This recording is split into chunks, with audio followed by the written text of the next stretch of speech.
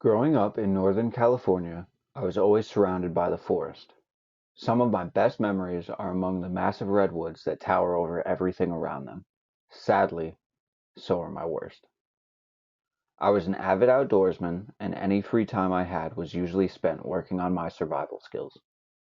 I remember my friends used to all make fun of me when we would go camping because I would never bring a tent. I liked to attempt to build my own shelters, and eventually I had gotten pretty good at it. Now, one of my favorite genres on TV had always been the survivalist shows. Go figure, right? Well, I always liked that show, Dual Survival, or that show Alone.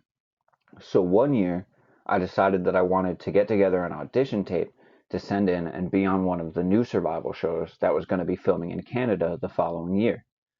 Now, I'm not sure if the show ever ended up happening, but I know for sure that I never sent in an audition tape. You see, I figured I should get some practice in before making the leap and getting a tape together. So I decided that I was going to spend 2 nights out in the wilderness by myself with no gear at all. I arranged a deal with one of my friends that he would drop me off and then leave me by myself with no food, gear, or cell phone.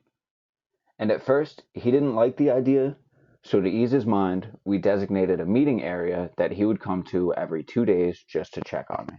To me, this seemed like a piece of cake, and I couldn't have been more excited to get started and prove to myself that I could handle the survival situation. So when the day came, I had my friend drive me to a trail that we had never been to before, and he dropped me off on the side of the road next to a notable looking boulder, and that was where we designated the meeting spot. The deal was that every 2 days, around the middle of the day, I would meet him there. After walking for a bit with me through the woods, he decided to return to his car, and I was on my own with nothing but the clothes on my back and one large knife. I walked what I assume was about 2.5 miles from the drop-off point in a fairly straight line. Being surrounded by the lumbering trees and the sounds of nature around me, I felt at peace for a while. As I walked, I ended up finding a really prime spot to hunker down and start gathering up supplies for a shelter. I liked this spot because it was basically an 8-foot area in the center of a bunch of trees with relatively flat and soft ground.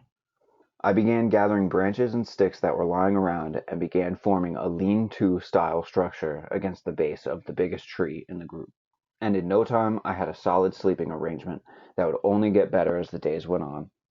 After getting my shelter set up, I got a small fire going and gathered a steady supply of wood to keep dry so that I didn't have to worry about gathering more every single day.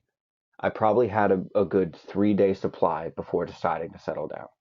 My plan was to get to sleep early that night so that I could get an early start on the next day. And after about 20 minutes of laying down, I fell asleep with no problems. I woke up a few times throughout the night, but that's just because my body was getting used to the noises in the area and the area that I was in. The next morning, I got up bright and early and began exploring the area around the place. As I walked around, taking in everything that the wilderness had to offer me, I noticed some spots that I felt would make great areas for trapping smaller animals, and I specifically picked a spot that I could hear water from, so that there was a chance I could find some fish. I made my way over to the river, and I couldn't help but feel like there were eyes on me. But I thought nothing of it. I figured it was just the wildlife checking me out, and if it was anything serious like a bear, I would surely see the signs. I pressed on through my exploration of the area and ended up setting up small snares to see if I might be able to catch something to eat. And as I made my way to the stream nearby, I made sure to see if there was any chance of me catching a fish while I was there. As luck would have it, I did notice a few fish swimming around, and I figured I could fashion a spear and see what I could catch after meeting up with my friend the next afternoon. So, on my way back to the shelter, I made sure to keep an eye out for a promising looking stick and ended up finding one to bring back to camp and began sharpening by the fire. I split the tip of the spear into 4 points and made sure that it was sharp enough to possibly catch myself some dinner with. And as the sun went down and I began my second night without food, I closed my eyes and fell asleep in my shelter.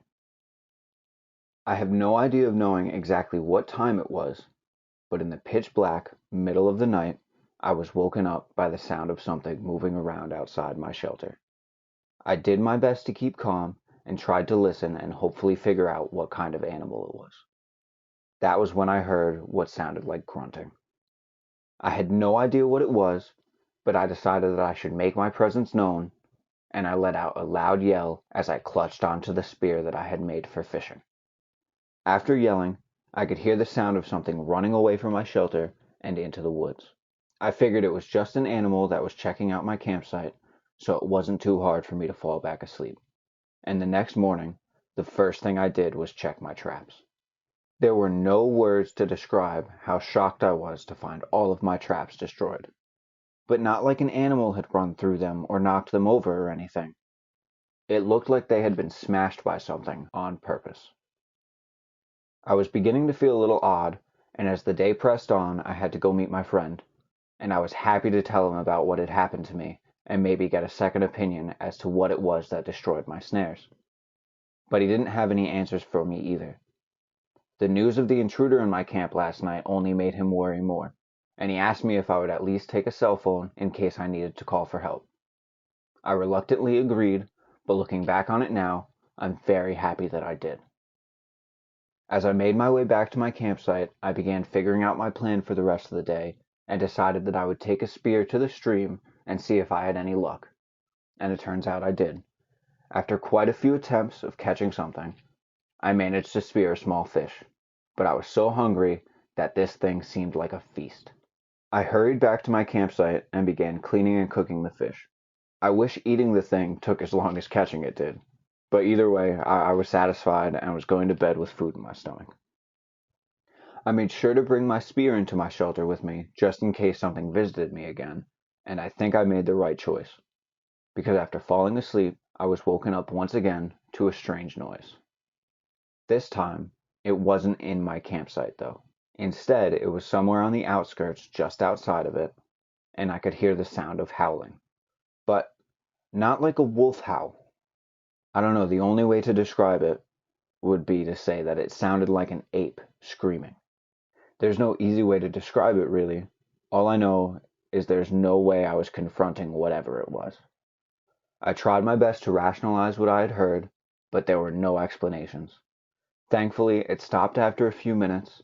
Not that I was able to get much sleep afterwards, but at least I wasn't on edge in the immediate moment. At least, not to the extent I was when I heard whatever that sound was. I made it through the night and was ready to forget about what happened. And as the sun came up, I was ready to rise too, and began to make my way out of the shelter. I stretched and took in a big breath of fresh air and was just thankful for the day.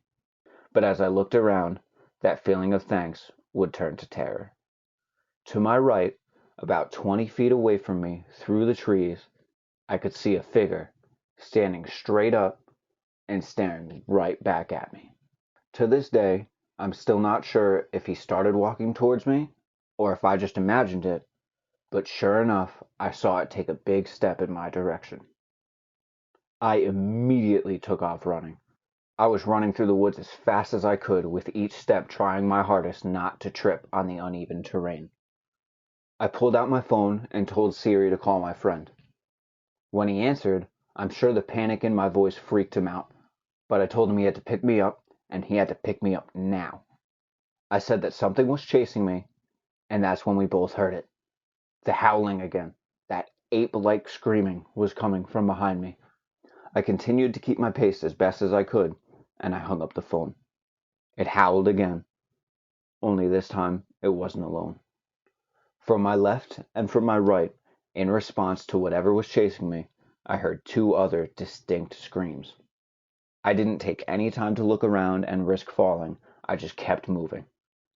At the time I could even hear what sounded like footsteps running behind me every now and then, but then they would fade, only to come back a short while later. I made it to the trail, and my friend was nowhere to be found yet. I didn't have time to wait for him, so instead I just began running down the trail in the direction that he would be coming from, and after about 10 minutes, I was elated to see his red truck pulling down the trail. I ripped the passenger door open and hopped inside, and I told him to turn around and gun it. After telling him what had happened to me, I'm still not sure if he believed me, but he sure believed the terror. To this day, I don't know what was out in the woods with me, but I haven't returned to that trail